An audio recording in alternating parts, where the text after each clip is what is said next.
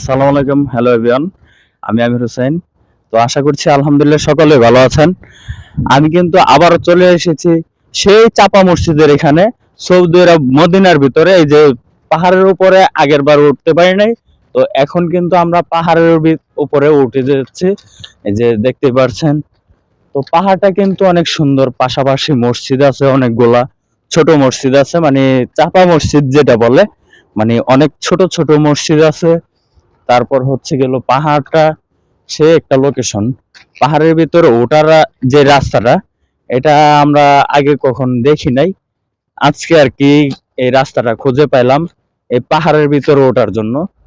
আমরা ভাবতাম যে পুলিশে হয়তো বা কিছু বলবে যে পাহাড়ের উপরে উঠলে, কিন্তু আসলে তা না। ঠিক আছে, এই যে পাহাড়টা দেখতে পাচ্ছেন, পাহাড়টা একটু ঘুরে ঘুরে দেখাও। তো আমরা পাহাড়টা কিন্তু ঘুরে ঘুরে দেখাবো যে সৌদি আরব মদিনার ভিতরে, মানে এত সুন্দর একটা পাহাড়। ওত পাহাড়ে যাই না এখনো, ওত পাহাড়ে যাওয়ার পরিকল্পনা আছে, হয়তোবা কবে যাই এটা শিওর নাই। তো উহুদ পাহাড় পর্যন্ত আমরা দেখাবো। আর সৌদি আরব মদিনা থেকে 10 মিনিট হাঁটলেই এই এই পাহাড় বা চাপা মসজিদ আসা যায়। আর যদি গাড়ি ভাড়া, মানে গাড়িতে আসেন, তাহলে ভাড়া লাগবে 10 রিয়াল, বাংলাদেশের 300 টাকা। আমি অনেক ক্লান্ত হয়ে গেছি, মানে পাহাড়ের উপরে উঠে। তো আমি এতটা ক্লান্ত হয়েছি যে বলা যায় না। এই যে পাথর আর পাথর, এই এই লোকেশনটা দেখাও বন্ধু। আমি কিন্তু সেই বন্ধুকে নিয়ে আসছি যে আগের বার আমাকে নিয়ে আসছিল, তাকেই নিয়ে আসছি। কিন্তু ওই যে ওই দেয়ালগুলো আমি দেখাইছিলাম, ছোট একটা দেয়াল, তো ওইখানে কিন্তু অনেক সুন্দর সুন্দর ঘর আছে। আমরা ওই ঘরগুলা দেখাবো আমরা আজকে আপনাদেরকে। তো ঘরগুলা কিন্তু মানে আগের যেই বাসা, এই বাসাগুলা অনেক সুন্দর ছিল। আর ওই 1600-1700 বছর আগে এই ঘরগুলা মানে ভাঙা গেছে। অনেক সাহাবীর ঘর বা মা ফাতেমা রাদিয়াল্লাহু তাআলা আনহুর ঘর। আমরা প্রায় সেই আগের জামানার পুরাতন যেই ঘর ছিল, সেই ঘরের কাছাকাছি কিন্তু আমরা চলে এসেছি।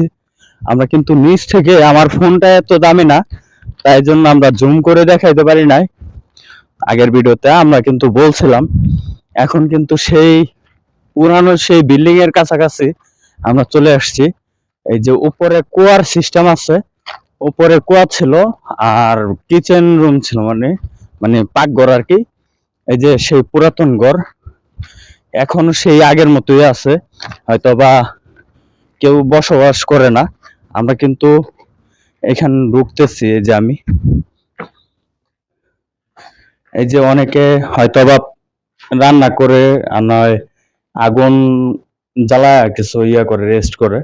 এই যে এখানে হয়তোবা কেউ ঘুমায়। ভিতরে আসো।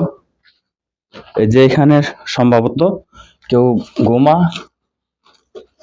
তো সে হয়তোবা এখানে ভয় করে না, এই জন্য আর কি এখানে থাকে সম্ভবত। আমি কিন্তু এইগুলা দেখাইলাম। আর এই যে কুয়ার যে সিস্টেমটা, একটু জুম করে দেখাও। এই যে কুয়া দেখতে পারতেছেন, এই যে কুয়া আছে, পাশাপাশি একটা রান্নাঘর আছে, আর ওই পাশে একটা সম্ভবত রুম আছে, থাকার বেডরুম। তো সম্পূর্ণ কিন্তু পাথর, পাথর দিয়েই এইগুলা ইয়া, মানে কোনো মাটি বা অন্য কিছু নাই। এই যে বা চোনা।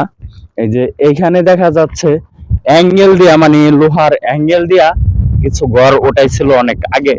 তো ওই অ্যাঙ্গেল গুলা কিন্তু আগের মতোই আছে, কিন্তু দেয়াল গুলাও সেম আগের মতোই আছে। অনেক দেয়াল ভেঙে গেছে, তারপর হচ্ছে গেল চালটা ভেঙে গেছে। আর কাঠগুলা কিন্তু আগের মতোই আছে, দেখা যাইতেছে অনেক সুন্দর। তো আমি আগে ভাবছিলাম যে হয়তো বা পুলিশে কিছু বলবে এখানে আসলে, আমার মনে একটা ভয় ছিল। কিন্তু আমার বন্ধু, ওই যে ফ্রেন্ড, যে সাদিক, এই সাদিক বলতেছে যে কিছু হবে না, চলো আমরা ওইখানে যাই। এই যে আমরা কিন্তু ওই ঘরের ভিতরে প্রবেশ করতেছি, যে এই পুরাতন ঘর, মানে আগে তো একটা দেখাইছি, তো এখন আবার আরেকটা দেখাইতেছি। এই অ্যাঙ্গেল গুলা দেখেন, যে একটা পিলার মানে চুনা দিয়া, চুনার মতো একটা মাটি দিয়া, চুন সরকি দিয়া মানে পিলার করছে, এত মজবুত হয়েছে। মানে এখনো ওই পিলার গুলা আগের মতোই আছে। এই যে অ্যাঙ্গেল গুলা দেখেন, বাংলাদেশে সম্ভবত যদি বাংলাদেশ হইতো তাহলে এগুলা কবে খুলে নিয়ে বিক্রি করে ফেলাইতো। মানে এগুলা হচ্ছে গেল রেলের পাত, মানে রেল স্টেশনে যে পাত গুলা থাকে ওগুলা। আমি কিন্তু ওই ফ্রিজ থেকে উঠার পরে অনেকটা ক্লান্ত হয়ে গেছি। এই যে এই জানলা দিয়ে প্রবেশ করতেছি, এ পাশে চলে আসো বন্ধু। এই যে দেখেন, অনেক মানে উর্দুতে নাম লেখা আছে, অনেকে লেখছে সম্ভবত। আমরা ওইখানে যাব না এত উপরে, কিন্তু আমি দেখাইতেছি ঘুরে ঘুরে যে ইয়াগুলা, দৃশ্যগুলা। মানে এখানে আসার কিন্তু পরিকল্পনা ছিল না আগে, আর আল্লাহ আমাকে এই জায়গায় মদিনায় আনছে, এটা আমার সৌভাগ্য। মানে মদিনায় আসতে পারে কয়জনে, নিয়ত করলে বরকত হয়।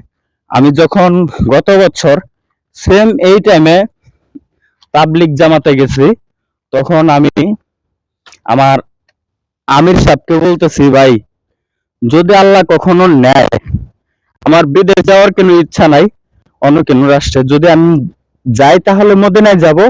যেই কয় বছর থাকি এই কয় বছর মানে আমি মদিনায় থাকবো। এই যে উর্দুতে নাম লেখা আছে, জুম করো, উর্দুতে উর্দুতে নাম লেখছে আর কি। তো বিষয়টা হচ্ছে গেল, আমি যখন করছি, তাবলিগ জামাতে গেছি, আমির সাহেবকে বললাম যে ভাই যদি আমি বিদেশ যাই তাহলে আমি মদিনায় যাব, যে কয় বছর থাকি মদিনায় থাকবো, এছাড়া আমি অন্য কোনো রাষ্ট্রে যাব না। আমির সাহেব যখন বললো যে আমির হোসেন তুমি অন্য কোনো দেশে যাও গা, গিয়া 2-3 বছর থাইকা আইসা পরে আল্লাহ ছুটিতে আসো, এটা ভালো হবে। পরে আমি বললাম যে ভাই দেখেন, আমার নিয়ত আছে যদি আমি যাই কখনো তাহলে মদিনায় যাব, মানে যদি বিদেশ কোনো পাড়ি দেই তাহলে মদিনায় যাব। এক ছেলে বলল যে ভাই তোমার মুখে এই কথাটা শুনে আমি আমার হাসি পাইলো। মানে সে একজন মাদ্রাসার স্টুডেন্ট, তো গত বছর নিয়ত করছি, মানে আমি যখন নিয়ত করছি তার ঠিক 4 মাস পরে আল্লাহ তাআলা মানে আমাকে সৌদি আরব মদিনায় আনাইছে। মদিনার মাটিতে আছি প্রায় 8 মাস যাবত রানিং। তো এখানে মনে করেন এটাও একটা ভাগ্য লাগে। সবাই লাখ টাকা খরচ করে মানে কোটি টাকা খরচ করেও আসতে পারে না মদিনায়, যদি নিয়ত না থাকে। নিয়ত করলেই বরকত হয়, নিয়ত করলেই সব পূরণ হয়, ঠিক আছে। তো আমি যদি পূরণ মানে নিয়ত করি যে আমি একটা বাড়ি করব বা গাড়ি করব, গাড়ি কিনবো, তাহলে এটা আমার ওই জিনিসটা ফোকাস রাখতে হবে যে আমি এটা করবই করব, ঠিক আছে। তো আমি এই জিনিসটা ফোকাস করছি যে আমি মদিনায় যাব ইনশাল্লাহ। আল্লাহর যেই ঘর, এই ঘরটা আমি দেখব। এখনো ওমরা করি নাই, ইনশাআল্লাহ নিয়ত অতি শীঘ্রই ওমরা করার। তো এখানে বিষয়টা হচ্ছে গেল, আমি নিয়ত করছি নবীজির যে রোজা, এই রোজা আমি দেখবই দেখব যদি আল্লাহ বাঁচায় রাখে আমাকে, আর আল্লাহ যদি নেয়। আর এই যে আগের যে পুরাতন রাস্তা, এটা কিন্তু সেই রাস্তা বাড়ির পাশে, মানে একটা গল্লির সিস্টেম বাড়ি ছিল, পাশাপাশি এই রাস্তাটা ছিল। মানে রাস্তা দিয়ে আমরা নিচে যাব না, এখন উপরের দিক যাব। এই জন্য আর কি আমরা নিচের দিক যাইতেছি না, এই আমরা উল্টা হয়ে আসছি, এই জন্য আর কি দেখাইতে পারছি না। তো নিয়ত করলেই পূরণ হয়। আপনি যদি ভালো নিয়ত করেন, সহি নিয়ত, তাহলে সহি নিয়ত করলে আপনি ঠিক ওই জিনিসটা ফোকাস করেন যে আমি এটা করবই করব। আমি অনেককে দেখছি যে যেই জিনিসটা ফোকাস করে ওইটাই পূরণ হয় 2 দিন আগে আর নয় পরে। তো বিষয়টা হচ্ছে গেল, যে যেটাই করবেন একটু ভালো নিয়ত করবেন যেন মদিনায় আসতে পারেন।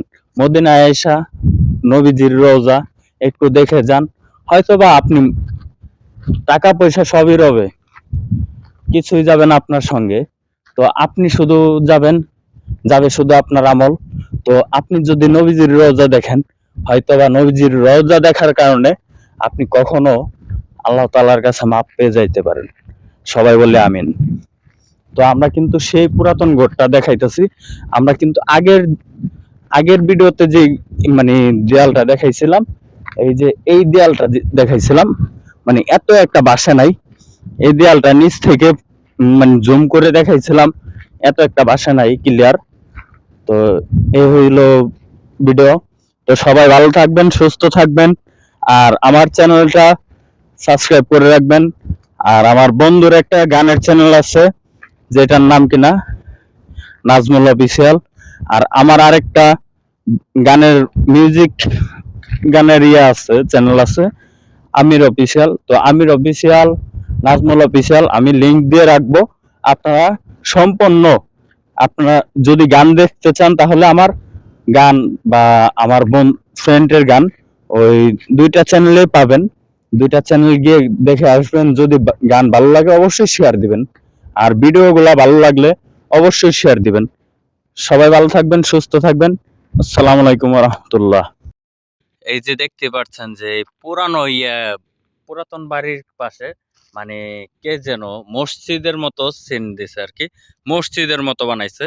এখানে সম্ভবত বিকালবেলা নামাজ পড়ে জামাতে। এই যে দেখতে পাচ্ছেন যে মসজিদের মতো মেম্বার সহ বানাইছে। তো মেম্বার নাই আর কি, এই পাহাড়ের উপরে আমি যে এখানে আসছিলাম, যে ভিডিওটা দেখাইছি এই ভিডিওর এখানে দেখতে পাচ্ছেন অনেক সুন্দর। এই যে উর্দুতে নাম লিখছে, পাকিস্তানিরা আসে বেশি, পাকিস্তানিরা আর কি এসব বেশি লেখে। তো এই যে লোহাগুলা অনেক আগের, 1600-1700 বছর আগের। এই যে